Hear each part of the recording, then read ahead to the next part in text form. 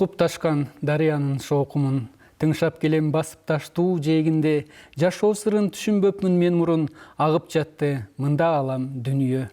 Ата мезгил агат чексиз кең мейкин, агат баары, агат көңүл сезимдер, чоң агымда агып жүрүп аяттың бир күнанын биз каларбыз жээгинде.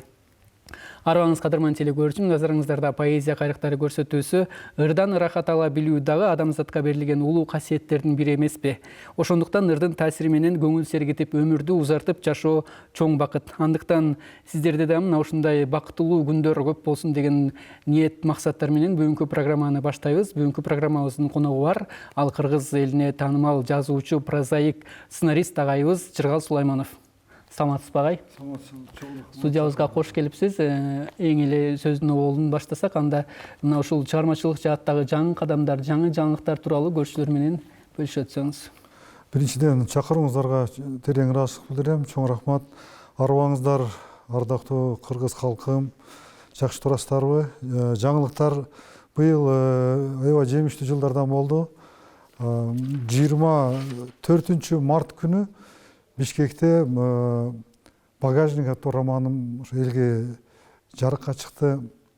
Таанытмасын ошол Бишкекте чоң сынчылар, чоң акын жазуучулар, мамлекеттик ишмерлер катышкан ошо кенен чөйрөдө ошол таанытмасы өттү. Андан кийин көпчүлүк агай эжекелердин, жаштардын, студенттердин, элдин ошо суроосу менен алгач Оштогу таанытмасы биздин мына Кыргыз Өзбек университетинде Батыралы Сыдыков атындагы ошол жерде мондай майрамдык маанайда өттү.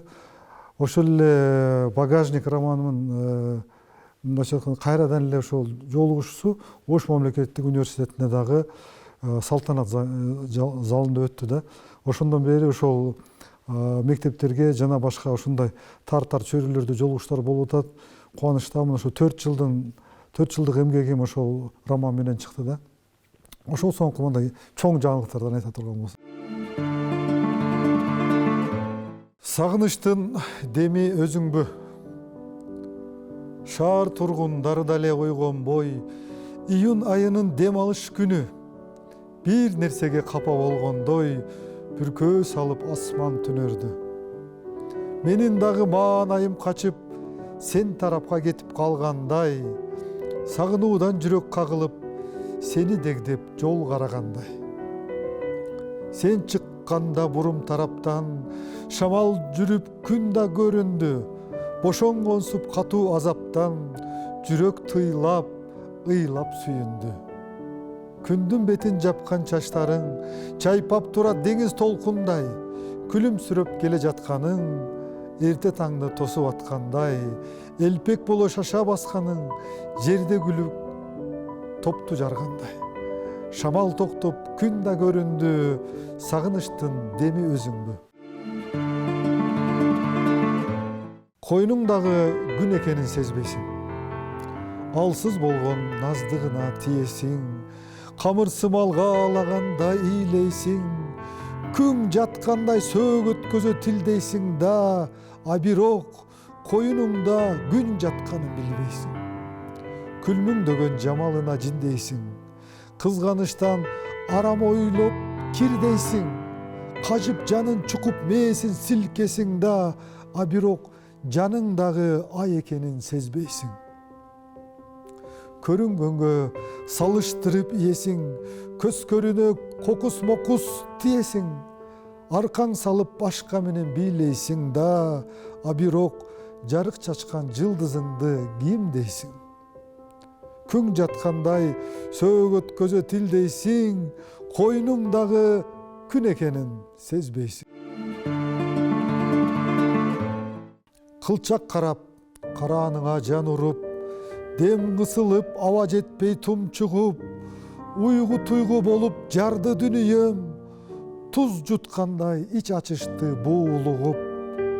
Сана басса сенделектеп таргып, жер көтөрбөй ортосунан жарылып, үйдө дагы, чүйдө дагы нес болуп, жол караймын назарыңа зарыгып. Түн окумда кирип кели уйкума, түш дүйнөсү жолуктурду сулуума, чоктой болгон эринин ден ысыгы чырмап алган бүт санааны шыпырды. Эч нерсеге алмаштыргыс бул сезим, эч качандан эстен кетпейт бул демиң. Түшкө кирип маанай ачкан жарыгым, өчпөс экен караңгыда жарыгың. Чоң көчөгө нурун чачкан айык окшоп, түшкө кирчи бүгүн кайра жарыгым. Агай, анан сизди бул чыгармачылыктын бир топ тизгинин бирдей кармап келе жаткан адам катары тааныйбыз. Кино сценарийинде дагы өзүңүздүн тажрыйбаңызды көрсөттүңүз. Анын сыңарындай повесть, романдарды жазып келесиз. Анан поэзия жагы дагы бар. Мына ушул нерсенин бир багытта кармап кетүүнүн ар бир нерсенин өзүнүн артыкчылыгы болот эмеспи? Анан эң түйшүгү эмнеде жана мына ушул түйшүктү жеңилдеткен рахаты кандай бул тармактардын? Негизи чынын айтканда булдун баардыгы ошол касиеттүү Кудайдан деп билсек болот да. Негизи 1% талант деп коет, 99% бул эмгек деп айтылат го. Ошол негизден тура эле.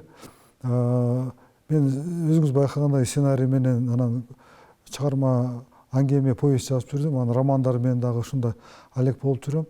Анан Кудайдын ошол кандайдыр бир амири менен ошо ырлагы жазылып калды.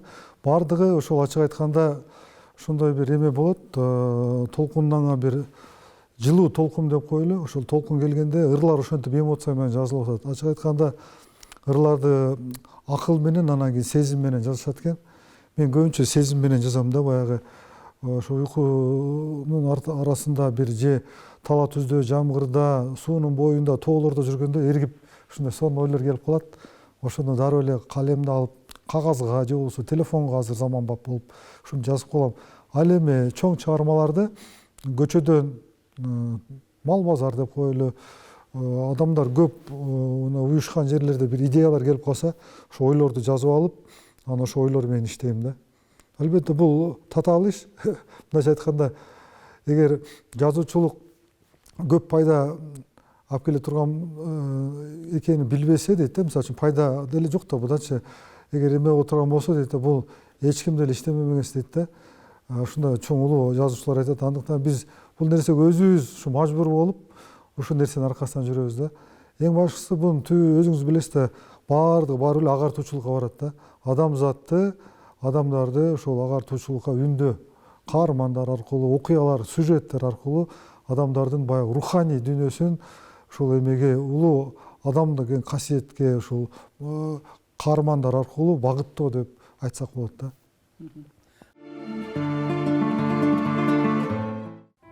Мөңгү эрип, дарыяга айланып, көбүк чачып, тоодон агып, шарагып, достор менен дидарлашып, сүйлөшүп, тоо койнунда ойноп күлдүк чер жазып. Бозу ичи шам чырактар үлбүлдөп, жакшы шам, жакшы сөздөн жүздөрүбүз күлмүңдөп, тегеренип, кымыз ичип, ыр жазып, таң аттырдык уктабастан үргүлөп. Күн да чыкты аю тапан тоосуна, башымды ийкеп алик салам досума, дайра үнү обон салып терметип, дилдер сергейт мындай чиркин шоокумга. Ай да чыкты аю тапан чокуга, аруулукка символ боло кол суна. Күтүү ушул таңда кандайдыр бир сыр бардай, жаңы кийген ак көйнөктөй кубантат, ачык асман кол чатырдай туюлуп, мени коштоп аэропортко баратат. Жаш карысы кылдырегин сүдүрөп, сыртты көздөй чыгып жатат күлмүңдөп, таң атканда тосуп ал деп сүйлөшкөн алтын апам эл ичинде көрүнбөйт. Самолетто калдыбы деп ойгонбой, ойлор кетти ооздуруксуз токтобой, элди сүрүп кирип барсам ичкери, чарчоо басып олтуруптур коргондой. О жараткан көпөлөктөй сезимдин, токтоно албай жаман ойго жеңилдим, ушунума тооба кылам кечиргин, ыраазымын барлыгына теңирдин. поэзия дүйнөсүнөн алыстап жазма адабият тууралуу суроо бергим келип жатат.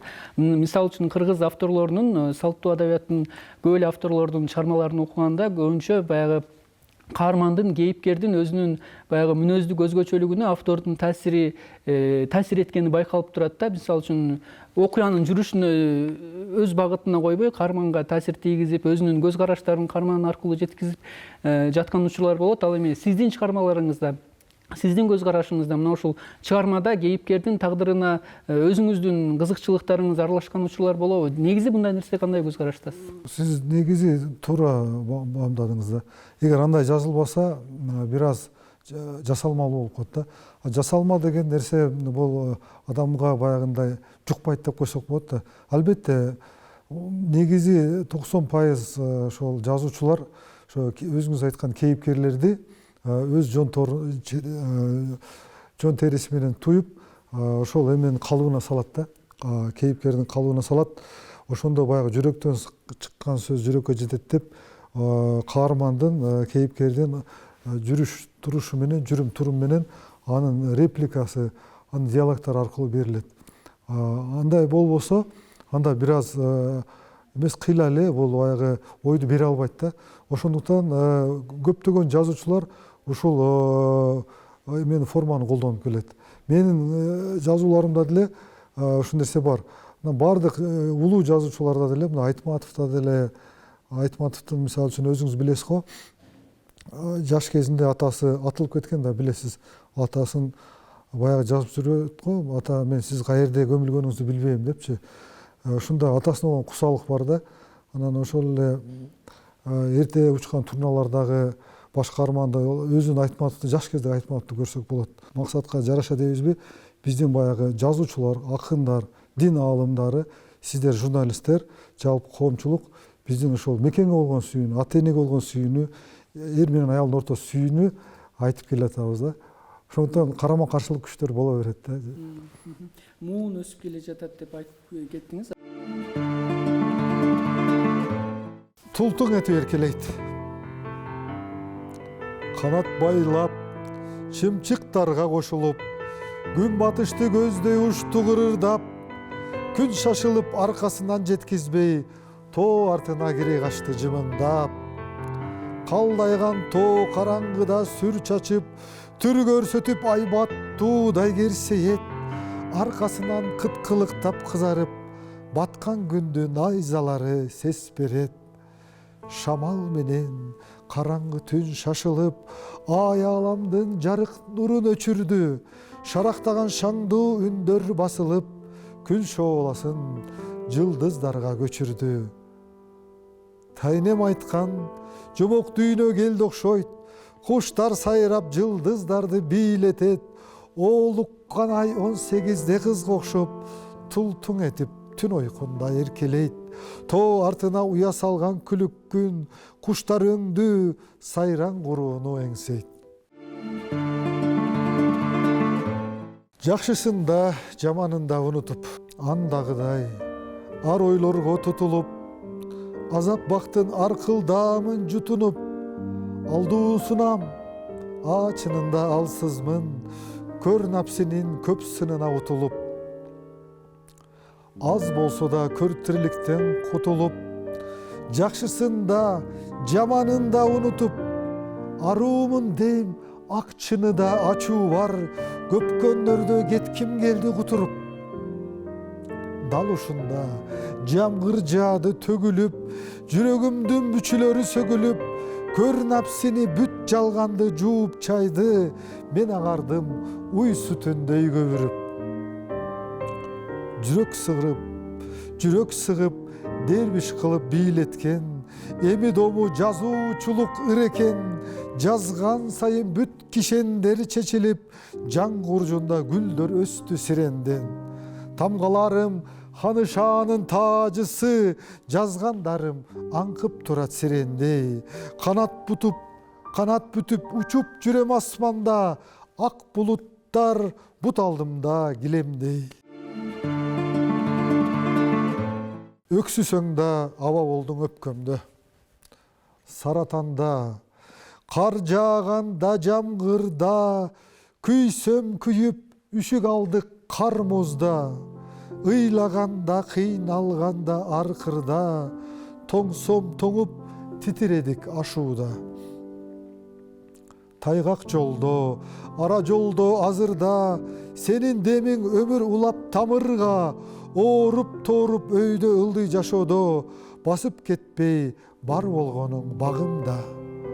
Сана жолдо сабыр түгөп чөккөндө, жашысам да жаркып турдуң көктөмдө, капачылык өткүн болуп төккөндө, өксүсөң да аба болдуң өпкөмдө. Асабадай желбиредим бүгүлбөй, көп кайгырба деп жүзүмдөн өпкөндө. Агай, ар бир элдин өзөгүн сактап турган бул адабият эмеспи? Мисалы үчүн, бирок 50 жылда эл жаңы дегендей, мурда китепканаларда кезекке туруп китеп окушкан болсо, бүгүн баалуулуктар өзгөрдү, китепканада деле жаштар азыраак десек болот, балким жок да болушу мүмкүн. Анан мына ушул нерсенин болбой жатканына кимдер себепчи деп ойлойсуз? Адабиятчылар мыкты мына ушул окурмандарга башкача калыптан карап, ошондой чыгармаларды, аларды тарта турган чыгармаларды жаза албай жатышабы, же окурман мууну такыр өздөрүнүн бул дээринде кызыгуусу жокпу? Өтө актуалдуу суроо бердиңиз да. Бул азыр биз такыр алдыга кетип калдык да. Техника деп коелу, азыр ар бир адам телефон менен жашайт да. Телефон менен жатып, телефон менен турат. Болгону ошол телефон аркылуу бир өзгөрүп атабыз. Акын жазуучулар өзгөрдүк. Мен ошол башынан эле ошол тез эле мына эл менен аралашып кеткен бир секрети көбү сурайт, эмнеге мындай бат кирип кеттиң депчи. Мен ошол соцсеттерде отурам да. Фейсбукта ошол окурмандын жанындамын. Окурман телефон ичиндемин. Инстаграмда. Аны өзүм да кыска-кыска окуп, ырым окуп чыгам. Себеби адамдар азыр кыска нерсени көрүп калышты да. Бул негизинен ушундай. Соңку кезде бирок байкадыңызбы, подкасттар да угулуп атат. Подкасттар 1 саат, 1,5 саат болсо деле, эгер өзүңүн темаң кызыктуу болсо, окурман, көрөрман көрө берет. Ошондон буну ошо мен айтар элем, азыр бизде акындар деле аракет кылып атат. Жазуу түрүндө жазып чыгарып атышат. Ошол эле мезгилде ошол кичинекей видеолорду TikTok аз-маз 1 мүнөттүк кылып, 30 секунд, 40 секунддук кылып чыгара бериш керек да. Ошону көрөт. Азыр аудио китептер чыгып атпайбы? Ошондой кылып туруп айтып берсек угушат да. Узак жолдо сөз угуп беришет. Анан негизги окурмандар, улуу ортомундар, алар окуйт. Окуунун өзүнүн рахаты бар да. Алар билишет, сөз окушат алар. Туура айтып өттүңүз, агай. Бул азыр сапатка да көңүл буруп, анан окурмандарда дагы тандоо кеңирип, бардык шарттар бар. Алардын өздөрүнүн баягы жетишкендиктерин жайгаштырууга дагы платформалар кеңирип, ошон үчүн мына ушул адабият чөйрөсүндөгүлөр өзүнүн жигердүү иштеп, башкача өңүттөн карашы керек деп эсептейм. Бүгүнкү программага келип, бизге мыкты ойлоруңуз менен бөлүшүп, ырларыңызды окуп бергениңиз үчүн терең ыраазычылык билдирем. Кийинки көрсөтүүдө дагы күтүп калабыз сизди. Чоң рахмат, Бекназар. Ушундай сиздер бизди эстесеңиздер, сиздерди Кудай эстесин. Бул деген сонун мезгилде жашап атабыз да, баардык нерселер айкалышы өзгөрүлүп атат, бат нерселер бат өзгөрүп атат. Ошого карабастан мезгилдин баягы убактысын тизгиндеп, бир аз болсо да ушу адабият, маданият боюнча сүйлөшкөнүбүзгө мен кубанычтамын. Сиздерге да рахмат. Ушу угуп отурган, көрүп отурган ушу көрүүчүлөргө да ыраазычылык билдирем. Ардактуу теле көрүүчү, мына ушу менен поэзия кайрыктары көрсөтүүбүз соңуна келип жеттик. Кийинки көрсөтүүгө чейин амандыкта көрүшөлү.